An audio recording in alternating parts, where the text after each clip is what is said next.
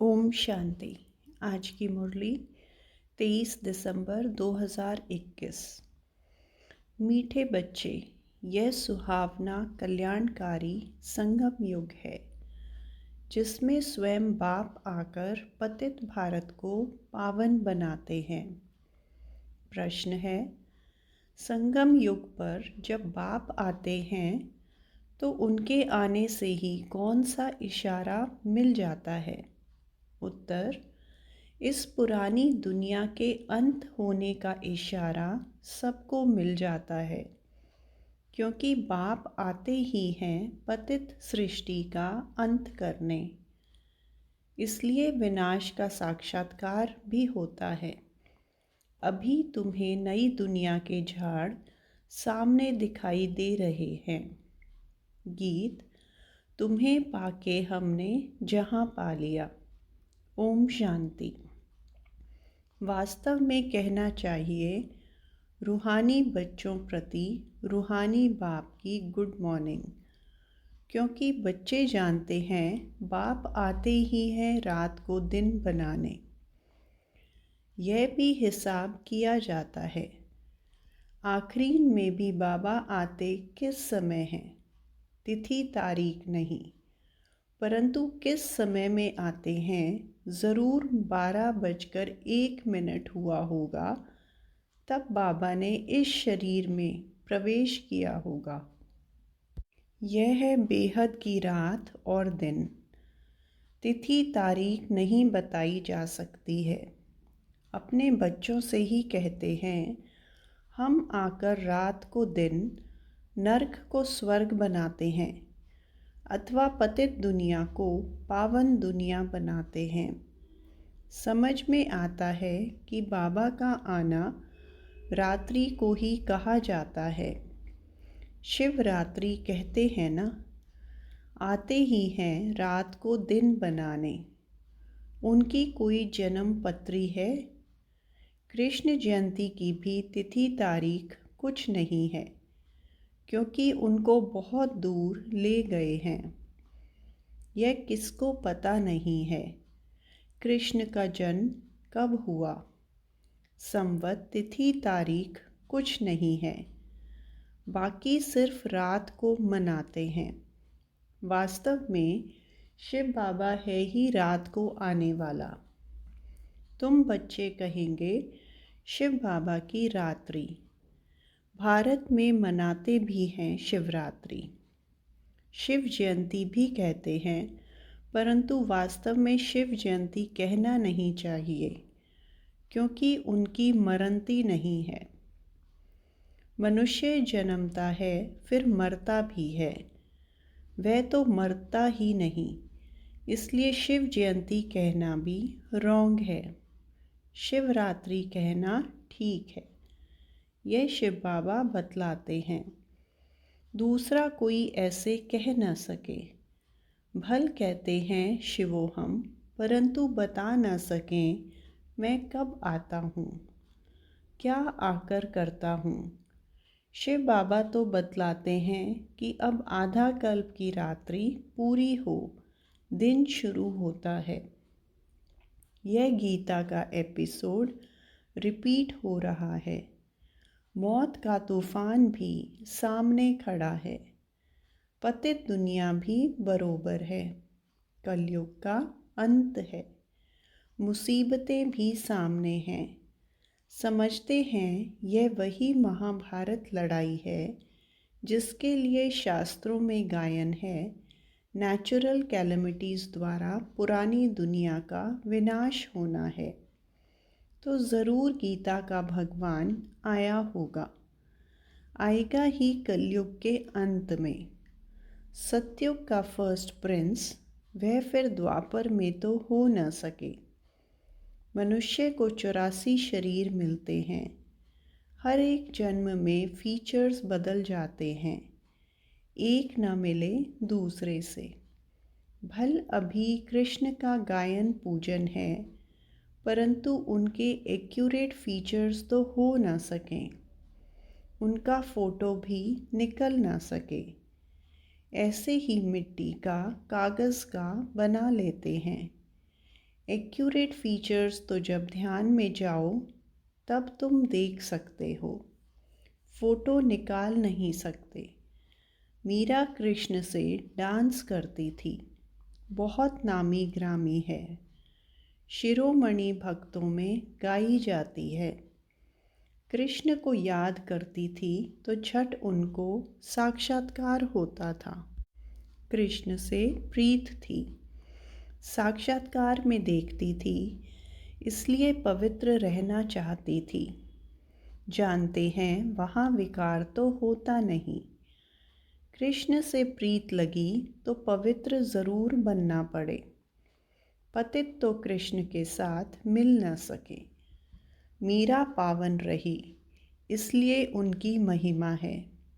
यह सब राज बाबा ही समझाते हैं। भक्ति मार्ग में तो उनकी अल्पकाल क्षणभंगुर की भावना पूरी हुई। साक्षात्कार हुआ। जो मनोकामना रखते हैं वह अल्पकाल के लिए पूरी हो जाती है। अनेक प्रकार के देवताएं आदि हैं, उनका साक्षात्कार चाहते हैं तो ड्रामा प्लान अनुसार वह मनोकामना पूर्ण हो जाती है। भक्ति मार्ग की भी नोंद है। वेद शास्त्र पढ़ते, माथा मारते तो भी मुक्ति जीवन मुक्ति में जा नहीं सकते। आगे बनारस में जाकर काशी कलवट खाते थे। समझते थे शिवपुरी अर्थात मुक्ति में जाएं, परंतु जा नहीं सकते। मुक्ति में ले जाने वाला है ही एक बाप। उनको ही मुक्ति जीवन मुक्ति दाता कहा जाता है, दूसरा कोई ले जा नहीं सकता। सतयुग में लक्ष्मी नारायण का राज्य था तो जीवन मुक्ति थी, जीवन बंद नहीं था। बहुत थोड़े आदमी रहते थे। इस समय कितने करोड़ों मनुष्य हैं। सतयुग में इतने थे नहीं। बाकी उस समय सब कहाँ थे, यह भी अभी तुमको पता पड़ा है। सृष्टि के आदि मध्य अंत की नॉलेज अभी तुमको मिलती है। रचयिता और रचना के आदि मध्य अंत को कोई जान नहीं सकते। अभी तुम जानते हो पतित सृष्टि का अंत है। वह तो समझते हैं कलयुग अजुन 40,000 वर्ष चलना है, परंतु तुम जानते हो अभी कलयुग का अंत होना है। तभी बाप आकर सारी नॉलेज सुनाते हैं। ऊंचे ते ऊंच है ही भगवान, उनका जन्म भी यहाँ होता है। आते भी हैं संगम पर और अंत होने का इशारा देते हैं। विनाश का साक्षात्कार भी कराया है। अर्जुन के लिए भी दिखाया है ना कि साक्षात्कार हुआ। तुम बच्चों में भी बहुतों ने साक्षात्कार किया है। जितना जितना नज़दीक आएंगे तो देखने में आएगा। मनुष्य जब घर के नज़दीक आते हैं तो सब बातें याद आती हैं ना। तुमको भी बहुत साक्षात्कार होते रहेंगे। मुक्ति धाम में जाकर फिर जीवन मुक्ति में आना है। तुम जानते हो बरोबर भारत विश्व का मालिक था। बाप कहते हैं मैं हर 5,000 वर्ष के बाद आकर तुमको राजयोग सिखलाता हूँ। यह स्थापना हो रही है भविष्य नई दुनिया के लिए। संगम पर स्थापना होती है। तुम ब्राह्मण हो ही संगम युग पर। वह है शूद्र, तुम हो ब्राह्मण। वह देवताएं। यह बातें कोई शास्त्रों में नहीं हैं। मनुष्य थोड़ी ही जानते हैं कि संगम किसको कहा जाता है। इनको कल्याणकारी सुहावना संगम युग कहा जाता है, जहाँ से पतित भारत पावन बनता है। बाप भी कल्याणकारी है, आते भी भारत में हैं। बाप कहते हैं अभी तुम्हारे 84 जन्म पूरे हुए, अब तुम पतित हो, एक भी पावन नहीं। सब भ्रष्टाचारी हैं, विकार से पैदा होते हैं। तुम श्रेष्ठ देवी देवता थे, फिर क्षत्रिय वैश्य शूद्र बने। अभी ब्राह्मण बने हो, फिर देवता बनेंगे। फिर अंत में आकर प्रजापिता ब्रह्मा मुख द्वारा स्थापना करते हैं। किसकी? स्वर्ग की, देवी देवता धर्म की। तुम यहाँ आए हो देवी देवता बनने, दैवी गुण धारण करने। यह तो तुम बच्चों को मालूम है कि कोई भी विकारी को यहाँ अलाउ नहीं किया जाता है। पहले पहले पवित्रता की प्रतिज्ञा लेनी होती है। एक बार प्रतिज्ञा कर फिर अगर तोड़ते हैं तो एकदम रसातल में चले जाते हैं, चंडाल का जन्म पा लेते हैं। यहाँ बाबा के आगे पतित कोई आ नहीं सकते। अगर ब्राह्मणी भूल से भी ले आती है तो उन पर भी बड़ा दोष आ जाता है। दोनों चंडाल बन पड़ते हैं। जो पावन नहीं बन सकते उनको यहाँ आने का हुक्म नहीं है। पर्सनल आकर समझ सकते हैं, परंतु बाबा की सभा में नहीं आ सकते। अगर भूल से ले आते हैं तो उनको चोट बहुत लगती है। आते तो ढेर हैं। सबको मालूम है कि बेहद बाप के पास जाते हैं। हमको पवित्र ज़रूर बनना है। मीरा पवित्र थी तो उनका कितना मान है। अब तुम ज्ञान अमृत पिलाते हो, फिर भी वे कहते हैं हमको जहर चाहिए। अबलाओं पर कितने अत्याचार करते हैं विष के लिए। कृष्ण की तो बात नहीं। यह तो बड़ी भूल है जो भगवान के बदले कृष्ण का नाम डाल दिया है। बाप समझाते हैं कि भक्त कहते हैं भक्ति के बाद भगवान आते हैं फल देने, तो भक्ति निष्फल हुई ना। परंतु कुछ भी नहीं समझते हैं। भारत ही गोल्डन एजड था, अब है आयरन एज। कहते भी हैं पतित पावन आओ, तो पतित ठहरे ना। परंतु किसको कहो तुम नरकवासी पतित हो, तो समझते नहीं। बाबा ने जब समझदार बनाया था तो स्वर्ग था। अभी बेसमझ होने से कंगाल बने हैं। जब देवी देवताओं का राज्य था तो भारत कितना ऊंच था। कहते भी हैं स्वर्ग था, लक्ष्मी नारायण का राज्य था। फिर शास्त्रों में ऐसी ऐसी बातें लिख दी हैं जो लोग समझते हैं वहाँ भी असुर थे। यह शास्त्र कोई सद्गति के लिए नहीं है। वह तो जब बाप आए तब सर्व की सद्गति करे। यह है रावण राज्य। तब तो चाहते हैं राम राज्य हो। यह नहीं जानते कि रावण राज्य कब से शुरू हुआ है। ज्ञान सागर बाप तो सबको सद्गति में ले जाते हैं। ये समझने की बातें हैं। हर एक आत्मा को अविनाशी पाठ मिला हुआ है।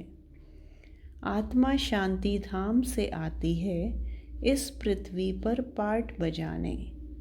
आत्मा भी अविनाशी, ड्रामा भी अविनाशी। उसमें आत्मा अविनाशी एक्टर है। परम धाम की रहने वाली है। 84 जन्म गाए हुए हैं। वह तो 84 लाख कह देते हैं। परमात्मा को पत्थर भित्तर में कह देते तो ग्लानि हुई ना। बाप भारत पर उपकार कर स्वर्ग बनाते हैं। रावण आकर अपकार कर नरक बना देते हैं। यह खेल है दुख सुख का। यह है कांटों का जंगल। बाप आकर कांटों को फूल बनाते हैं। बड़े से बड़ा कांटा है काम विकार। अभी बाप कहते हैं मैं पावन बनाने आया हूँ।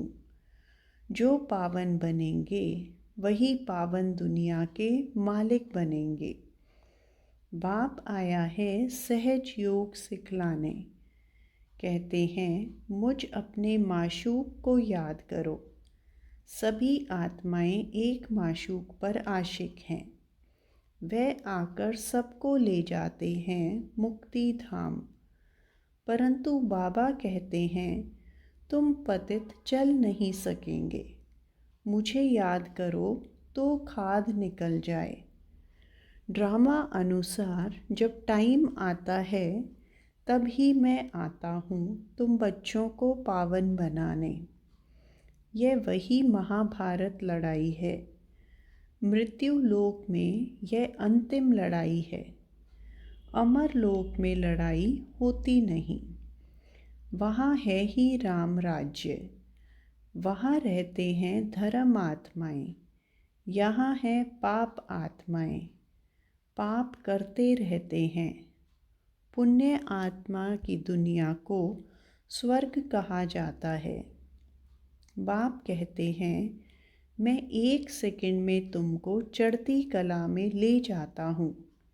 इसमें सिर्फ यह एक ही अंतिम जन्म लगता है और उतरती कला में 84 जन्म लगते हैं। तो बाप कहते हैं उठते बैठते मुझे याद करो। इन साधुओं का भी उद्धार करने मुझे आना पड़ता है। तमो प्रधान बुद्धि मनुष्य जो कुछ सुनते हैं वे सत सत करते रहते हैं। अंध श्रद्धालु है ना। इसको कहा जाता है ब्लाइंड फेथ। गुड़ियों की पूजा करते रहते हैं। बायोग्राफी को जानते नहीं। अब बाप आकर इन सब का ज्ञान देते हैं। इसको रूहानी स्पिरिचुअल नॉलेज कहा जाता है। वह है शास्त्रों की फिलॉसफी। यह भी बाप ही आकर बच्चों को समझाते हैं। दुनिया में तो एक भी मनुष्य नहीं जो परम पिता परमात्मा को यथार्थ रीति जानते हों। मनुष्य होकर और बाप को न जाने तो जानवर से भी बदतर ठहरे। देवताओं के आगे जाकर महिमा गाते हैं। आप सर्वगुण संपन्न हैं तो दोनों मनुष्य ना। परंतु यह है सारा कांटों का जंगल। बाबा तुमको कांटों से फूल बनाते हैं। भारत सचखंड था। फिर रावण आकर झूठ खंड बनाते हैं। सचखंड बनाने वाला है परम पिता परमात्मा। बाप ही आकर परिचय देते हैं, सो भी ब्राह्मण बच्चों को। फिर यह ज्ञान रहेगा नहीं। तुम बच्चे योग बल से विश्व के मालिक बनते हो। बाहुबल से कब किसको विश्व की बादशाही नहीं मिल सकती है। भारत जो विश्व का मालिक था सो अब कंगाल बना है। मनुष्यों की बुद्धि ऐसी है जो बाहर में बोर्ड देखते भी हैं। लिखा हुआ है प्रजापिता ब्रह्मा कुमार कुमारियाँ, तो भी नहीं समझते कि यह एक ईश्वरीय फैमिली है।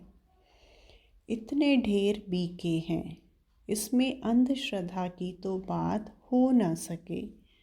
यह है ईश्वरीय परिवार। समझते हैं यह भी कोई इंस्टीट्यूशन है। अरे यह तो फैमिली है ना।